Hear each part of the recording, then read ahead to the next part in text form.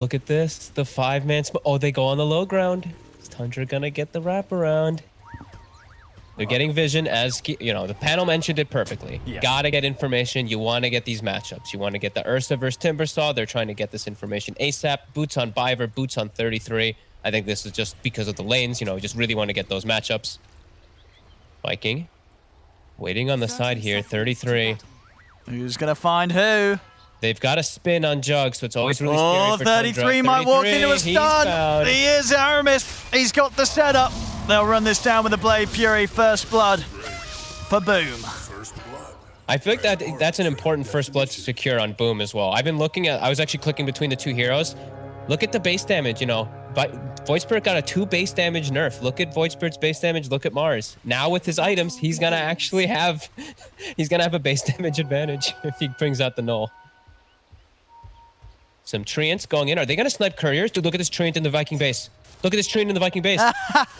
It's getting the CM courier. Oh my God, goodness. are you kidding me? Is it getting another?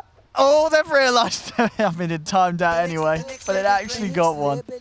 All he right. walked it into the tier 3 top. I saw it walking, and I was like, no one's paying attention to this. And all right, no one paid attention to it. And now we watch the fun of lane swapping. Timbersaw doesn't want to match versus Ursa, has to run top, even skills Timber Chain to get there faster. Both teams saving TPs so that they can swap lanes when the lane swaps of the swaps happen. And we have Aramis versus Fada bottom for a moment. Okay.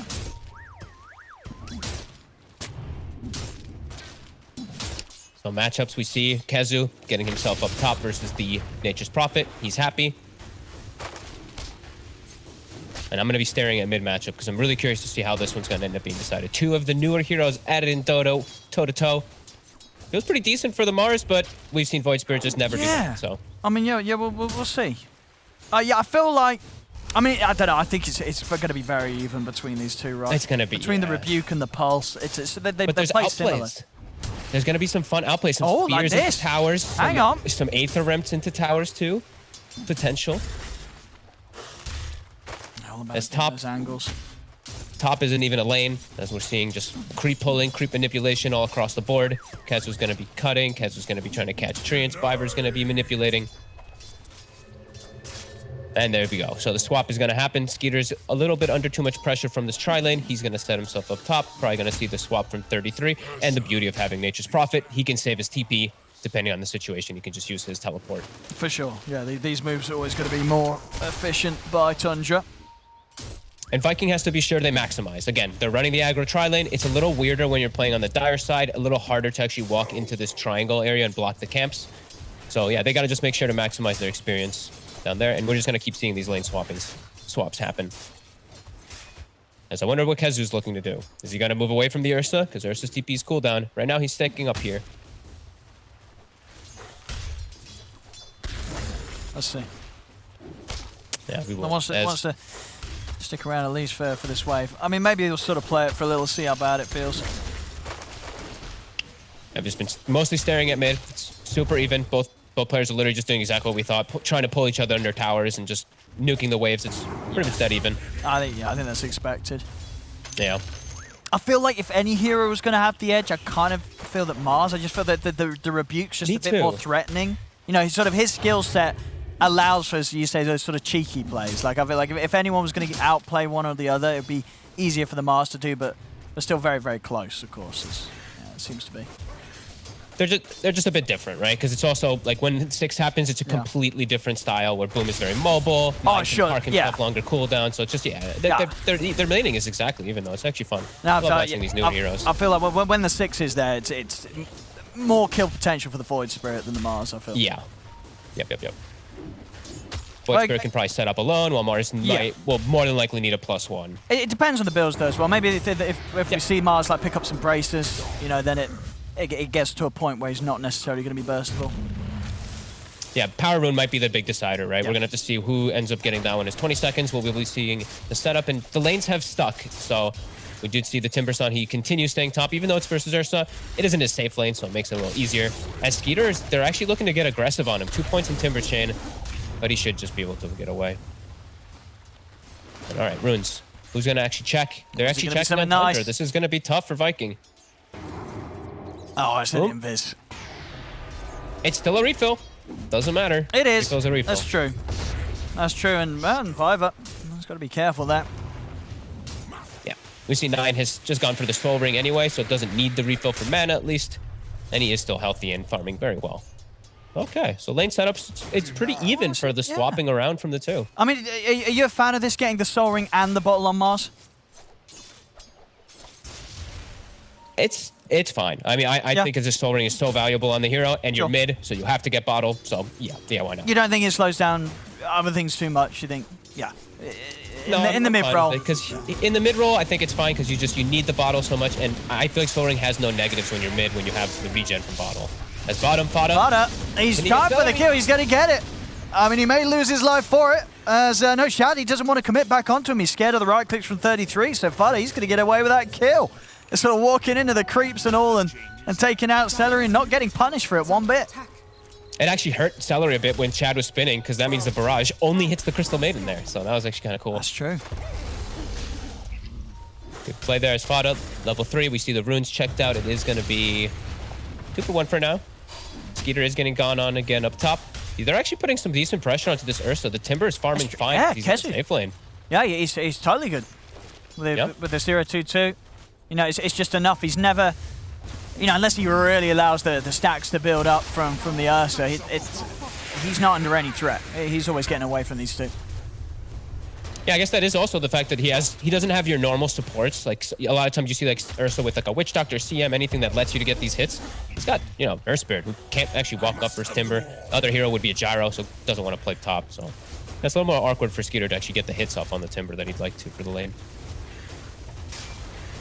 Yeah, Kezu with a good start is always really nice. Your Timber Saws, when you're able to get these type of lanes versus an Ursa, it's pretty impactful. You're going to have a pretty good level 6. You're going to have threats versus Mars at all stages too, and you're going to be much more survivable. So some good stuff from Viking here. Gold lead slightly favoring on the side of Tundra at the moment. Feels very even.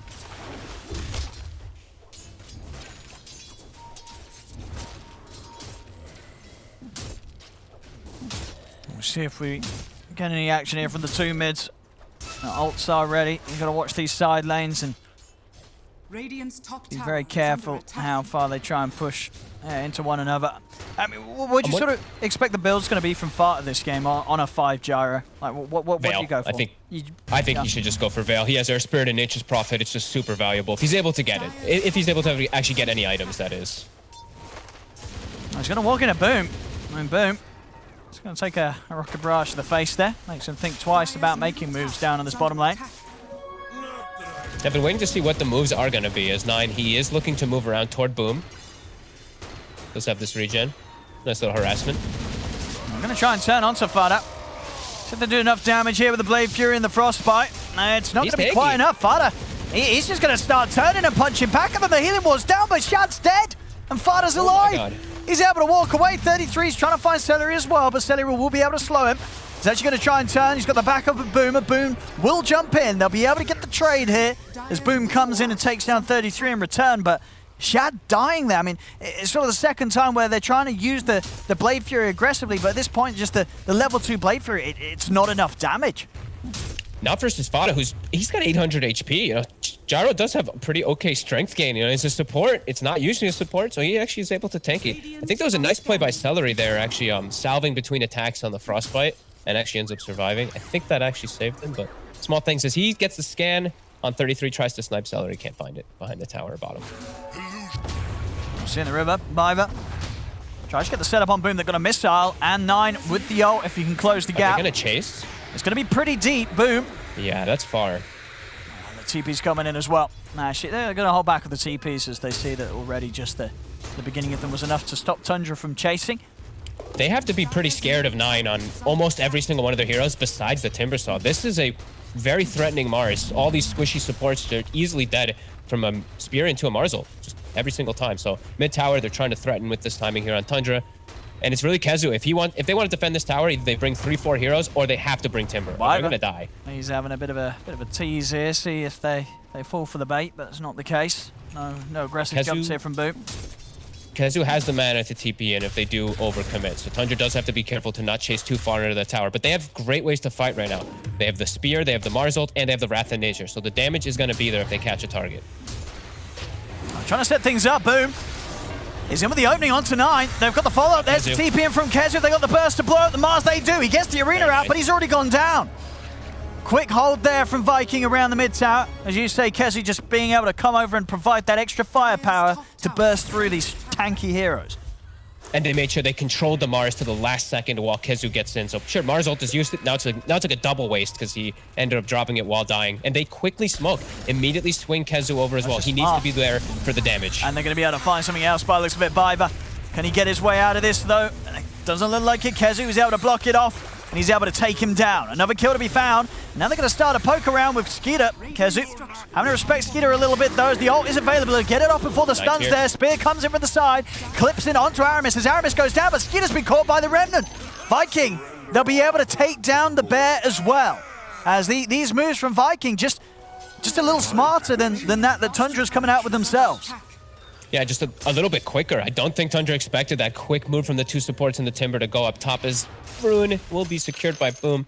But yeah, some really nice fast moves from those two supports on Viking. Just really showing how much they need Kezu in the early game in particular, showing he has to be there to contribute the damage to get these kills. And they bring Boom in to get the cleanup, which was really nice. And Shad, he gets space. You know, he's having not the best game on the jug, still being a little bit, you know, troubled in the bottom lane, but gets some extra space for himself. And now they persist for the tower onto mid.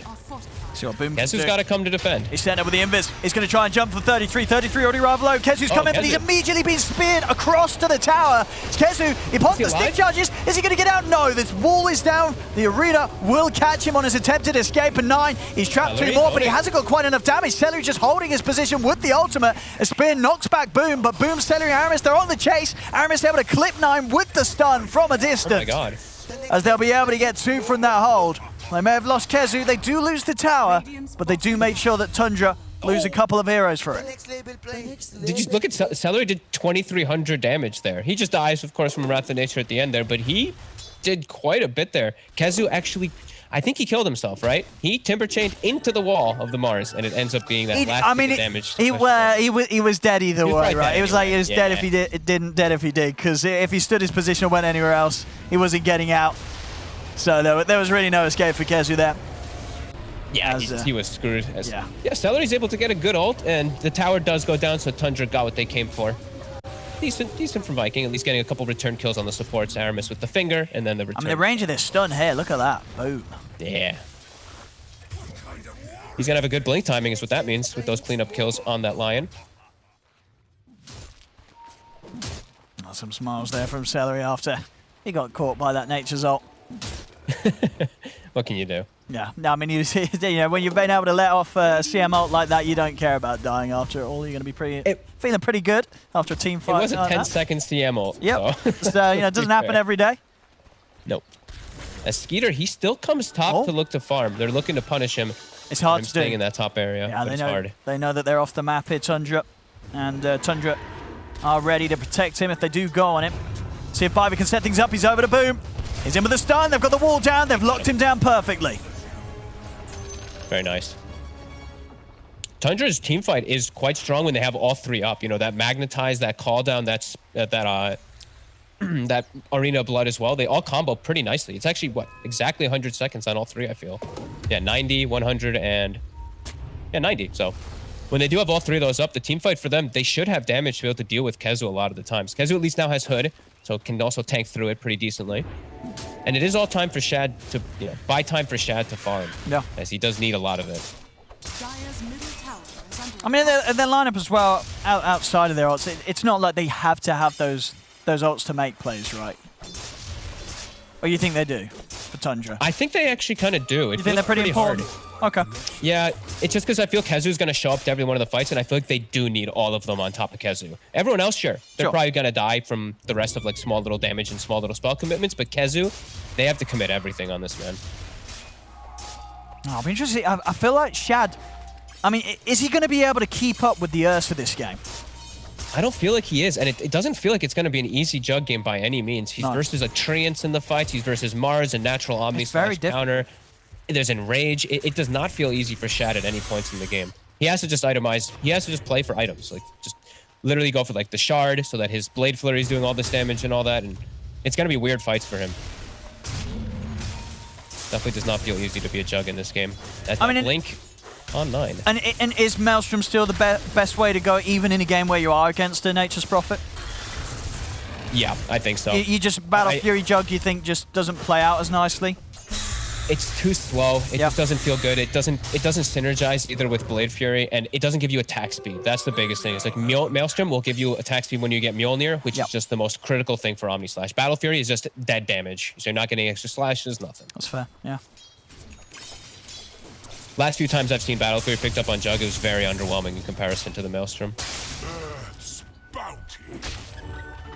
So do they have the blink on Aramis? Yeah, okay, so they have blink on their Lion super early on. So they have a form of initiation on the side of Viking well, but Tundra, they have this big Mars, this huge block of the fights, and the big blanket of damage from Magnetize and Call Down on top. Feels tough for Viking.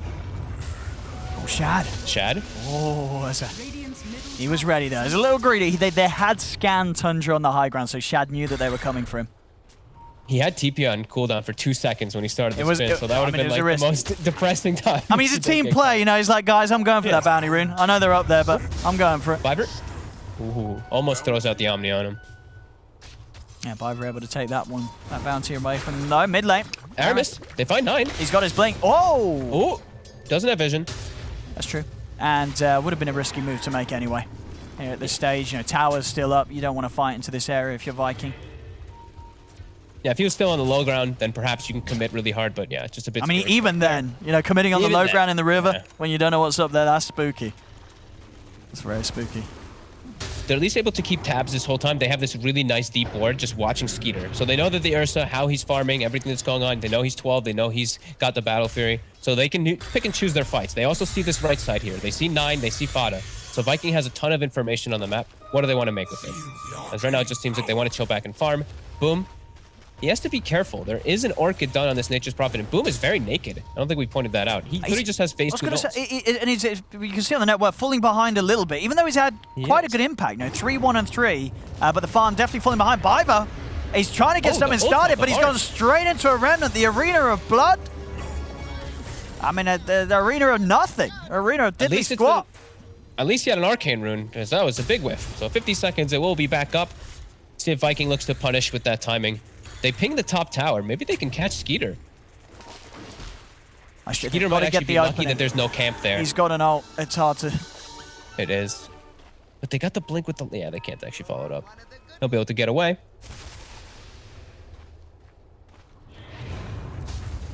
Now, Boom.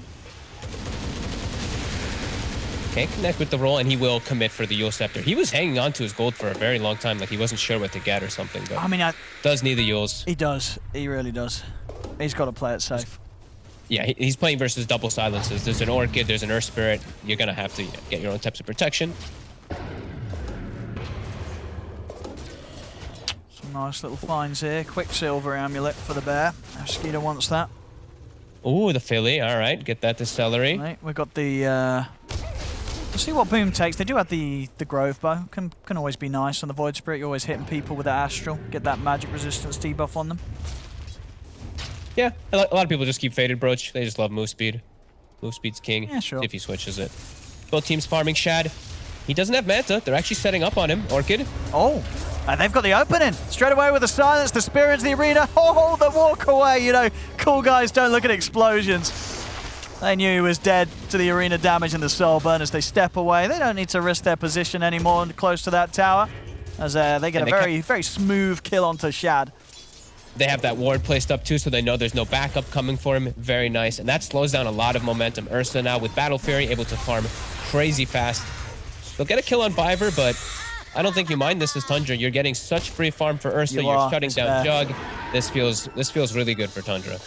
I mean, Shad, he's not that far behind, but it's just the fact that if this continues as it is, Skeeter is just going to get so far ahead with his Battle Fury in comparison to what Shad's able to achieve on the map.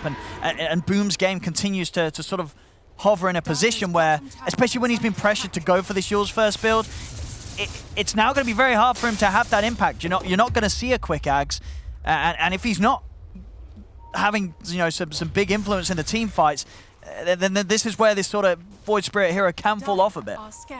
it really feels like they're going to have to just out-execute the hell out of Tundra because I don't see their team fights looking too good either. I know I said this last game. I mean, well, they did do it last game, right? This one feels, this one feels harder though. The Jug just, he doesn't have that matchup. Like all these cores are actually good versus him. Ursa, the Nature's Prophet, even the Mars, they're pretty good versus a Jug, especially if you're not ahead in the game as a Jug. They can actually tank through it, and they just have a lot of different ways to play around your Omni Slash and just, even control you. BKB nearly done on 33, ready for the next fight, so. And they've actually given Shad the Grove Bow, so just that attack speed, I guess, and just magic resistance with Maelstrom. Sense. Okay. Yeah, that's true. Actually, I do prefer that on the Jug then with the Maelstrom build. He doesn't have any stats though. It's like a 13 HP Jug. He's squishy. Oh, Aramis. He's very squishy. Aramis. He's jumped in. He's found Fada with the back of a Kezu. They'll be able to burst him. 9, he's going to go for the TP out. An Omni Slash coming in, but 9 with the TP is away. It's not enough damage, the Omni Slash, as 9. He's able to stand his ground and TP back to base. That would have been such a big hit for them too, getting 2 targets off the map. They could have gotten some nice wards out, gotten some good control, maybe even threaten Roche area. He's able to walk away. The Mars ult at least committed, but yeah, that's rough. Not getting an Omni kill. That's a bit of a statement play there where 9 can just stand there, take a full Omni Slash and get out alive.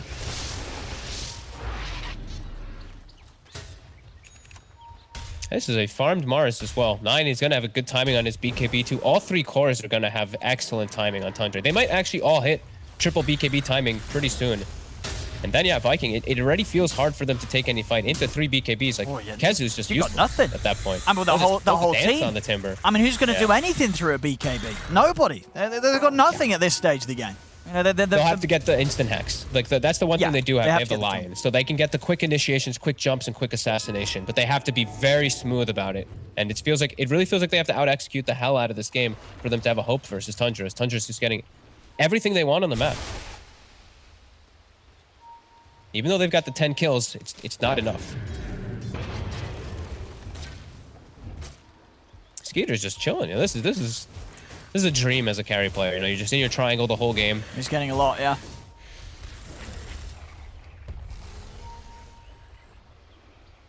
And a game as well that, Viking, one of the things that, was more open to them the last game. Roshan, this time round, this isn't a lineup that can really sneak into Roche. I mean, at all. No. I mean, these heroes aren't taking Roche safely unless the whole of Tundra's dead. And of course, whereas on the other side, Tundra, they kill one hero, they're going to be easily able to step into the Roche pit and take it without caring if Viking even know that they're in there to a point at this stage. And Viking just has to keep scouting it. Like, Kezu has to sit in this area and just keep throwing his chakram in there. They're not even able to push out the bottom lane, which is always a concern. When you see like Dire playing like this, they can't even force bottom at all. It's always scary. They have to just keep playing around Roche, keep looking for these pickoffs for their team with this Blink Dagger. Aramis, not quite level 12 either, so still level 1 finger, unfortunately. Can they find 33? They've got the catch. Look at the Hex, and they will find him. Aramis in with the opening, they'll burst him down. Still the level 1 finger, though. So 160-second cooldown, not the 100-second cooldown for him. But at least a nice pickoff, and maybe with the number advantage, they can look to take a fight. Fada.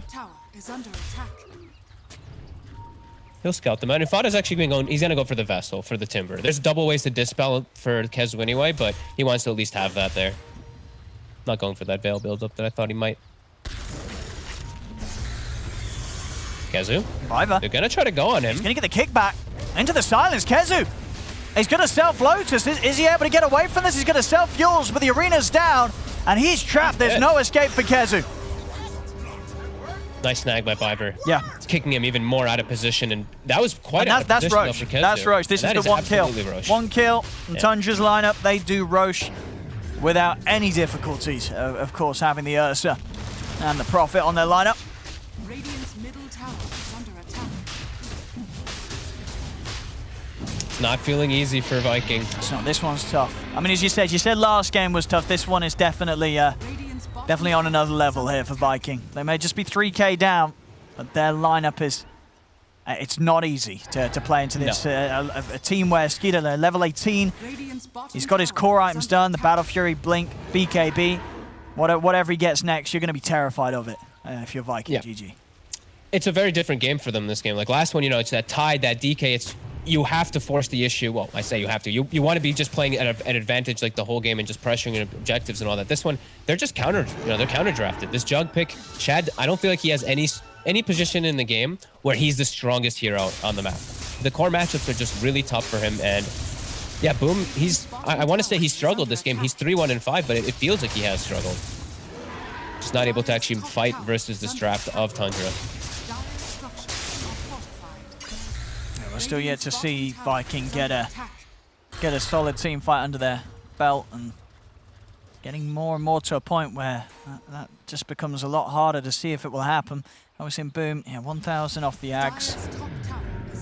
They need the Ags for the team fight presence. Like when I just look at it on paper, like Gyrocopter, Mars, Earth Spirit, that team fight that comes in is just overwhelming. And then a Wrath of Nature bouncing through. Vikings team fight, it's like your CM ults, your Lion, Hex, Fingers. It's much more single target, much more kill one target and just get a number advantage immediately and kill another target. Their actual team fight is quite lackluster till they do get Ags on Boom.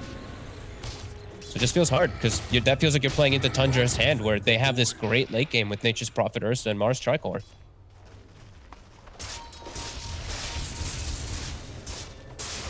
Aramis is set up for bottom, Fada.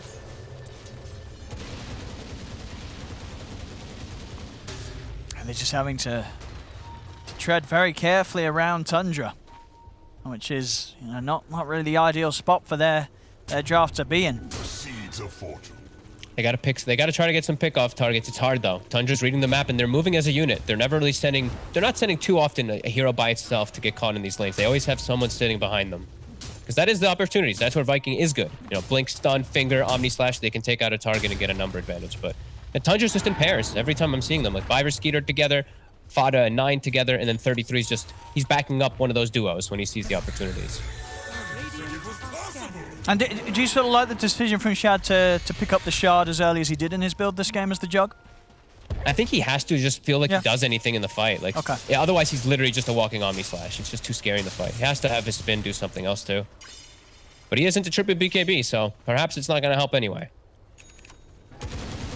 Just not an easy game for the Jug. Now he's into a batch. So, if he's trying to stand there with the Blade Fury and fight back, there's a huge chance that he's going to be held in position and Skeeter's just going to tear him apart. Look how they're playing. Like, Shad hasn't hit a creep in over a minute. He's just been sitting in the side tree lines waiting for a single hero opportunity for them to get that pick off. But yeah, Tundra's they're still just not giving them the chances. Everyone's playing buddy system, holding hands. Now they're grouped up. They're ready to go for the tower push. And now Viking, they can't take the fight versus them. They can't take this versus the 5-man. Skeeter's feeling strong too. He has Aegis, so he's actually swinging around looking for opportunities with Viver. They can kill. These two it's a kill duo in most heroes. Swooping across the map. I mean, Viver. He's going to get the connection onto Kezu. Skeeter looking for Boom. Boom well away with the jumps. Skeeter. They're just dodging. just terrifyingly running away from the side of Tundra. Bounty.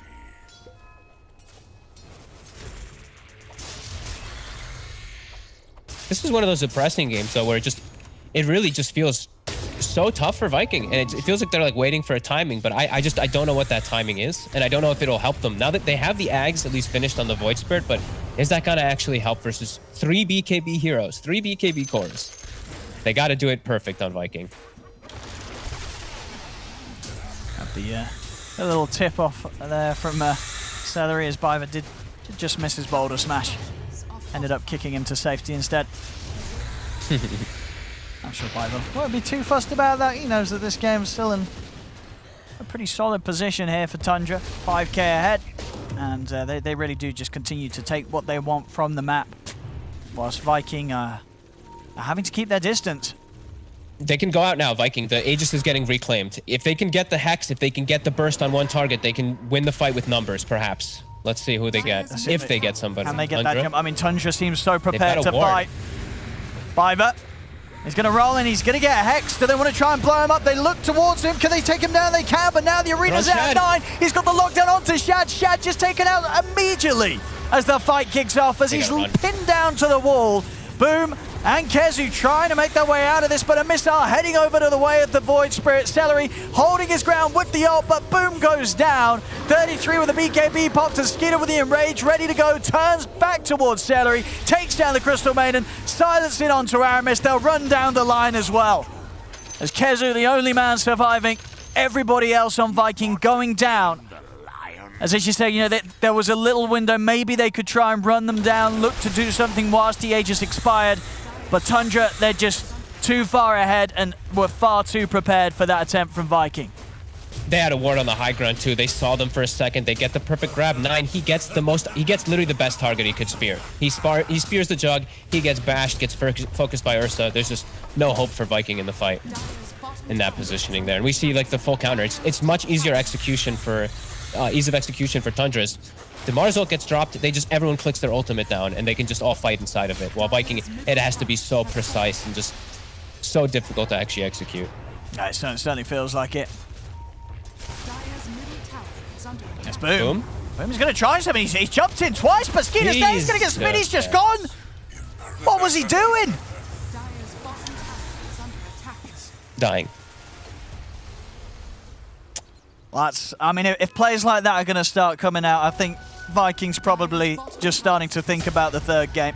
I think so. I honestly don't see, it feels too difficult to fight. Like, I don't see how Shad can ever do anything. And now it's like, even after that, even before this last fight, like now it's 14K. They all have like this extra item all picked up too on top of it all. It's feeling really impossible. So I feel the same. When you're double astral stepping on high ground, can't feel good. I've got the Ursa stats here from Skeeter. 3 and 2. All time 11 and 13. Oh, less than 50% there all time, but he's nearly, you know, with this win, he's going to be one game towards that 50% win rate. Balancing everything. Do have this brief pause here. We'll see what the reason is. 14K lead though for Tundra. On the plus side, though, this does mean that we are en route to getting a Game 3, and of a series that, as was talked about in the panel, that carries so much weight in the sense that the loser of this best of 3, they're going down to Division 2 next season. We'll see it here. Boom, I guess just feeling that there was an opportunity to burst through Fada, but even if Fada was alone, you know, this support Gyro is not an easy kill. I'm pretty sure they had a ward on the south side there that saw more. So I think I think it's like you said, you know, they're probably thinking about a lot more of the next one because this one is really feeling just impossible. There's no hope for Shad. No, they had a decent fights, but decent fights in the mid game. But versus all this, it's just overwhelming team fight and just not good core matchups. You know, they've got the Timber, who's cool versus the Mars in the early game, but once they've all got BKBs, he doesn't have a place in the game either. You know, Timber can really fall behind very quickly versus this type of pressure. Yeah, it's just smooth sailing for Tundra. With the 5 gyro, by the way. With the I mean, that's going to be something that I think is going to give Tundra quite a bit of confidence going into the deciding game of this series. You know, that they've been able to pull out something that's very much their style. You know, we do not see everybody pulling out the 5 gyro, but they've done it here, and it's looked pretty brilliant. I mean, 4-1-5, and playing in a lane where you were into a Juggernaut, and the lane did not go well for the Juggernaut. No, I think it's really because of that tri-lane, right? Like, Jug's levels were affected heavily. So when he spins, it's a lower level spin, and Gyro can tank first. I saw the early game items Fada got too. He had like Raindrop, he had some like stat, and then he rushed Tranquils. He was kind of tanky. He was actually harder for them to burst, and he did get given the lane at the start because of the wacky lane shenanigans swap thing. So he was a little over leveled, and it worked beautifully. You know, it put them in this position after the laning phase for sure. Oh, you see. As they've only lost 1 tower too. Yeah, he's having a grand time. Impressive. 4-1-5. And about the same farm that I have on Gyro when I'm playing it as carry at 30 minutes in. Yep. So, solid stuff from the 5 roll. I really wanted him to get a shard, but I don't think he needed it this game, unfortunately. He did have it queued up, actually. He did, right? I saw him have it. I don't think he needs it. I think it's just your cores will win you the game. You're just a walking call down to mid. Oh, here we go. Skeet up. The jump. He's on to Kezu. Kezu, he's got the Lotus, but it's already too much here with the swipe stacking up. They're over towards Shad as well. Shad's got to run, but the arena's down, and again, they've caught him on the wall. This time, he'll get the Omni Slash off, but I don't even think it's doing any damage. I think he might want to get a refund on that spell. As this one, it's definitely going to be back to the drawing board here for Viking, as they're going to have to come in with a new approach in Game 3, as this second game, Tundra are just smashing them. Yeah, it's. I'm surprised they actually haven't GG'd out. Maybe just talking about what did go wrong and what they felt like they could have done better.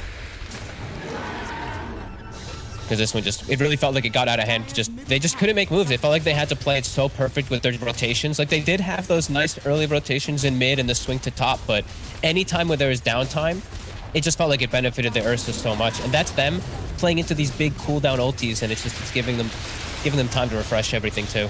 Really solid stuff there from Tundra. As well, we're gonna have to jump over towards 9-9. He's getting pretty low. His Celery. Can he finish him off? Oh, he's trying his best, but he can't quite do it. 9. He's gonna be able to live. There's gonna be a buyback from Boom. Celery. Okay. Turns with a frostbite. Celery still alive. They've got the stun locked down, but Biver comes crashing back in. They'll look to 33. BKB's popped as he turns towards Kezu. Kezu trying to step away. Biver goes in, gives vision for the Nature's Wrath to come in and take down Aramis. Another buyback comes out from Viking as they are keeping the racks alive in the mid lane. Melee racks still kept safe here. Boom. Jump over towards 33, but the arena's back down. Shout with the Blade Fury will be able to dodge the spear. He's got to keep his distance, though. They've killed off 33, but 33's ready to come back into the fight with the buyback. He's TPing straight into the base. See what sort of catch they can find here. Silence set up onto the Void Spirit. Skeeter ready to go with the swipes. Boom, can he jump out of this? He's got the Dissimulate back up. He's over and he's away as him and Shad carry themselves back to base on incredibly low HP. They will try and make it, but they're not going to be able to find the safety of their fountain as 9 is in with the burst, catches Boom, also has the spear set up onto Kezu. As Kezu, he wants 9, he really wants to get him, but he's silenced. Is he going to be able to get the burst out? Timber Chain, and he'll be able to find the kill here, Kezu. And the Healing Ward is what is keeping him alive. Yules will stop his escape with the Timber Chain. Shad's putting him over towards the side. He's got Omni Slash up in a second with the silence to the bash. He can't remove it in time with the Manta. As Shad goes down, GG is caught.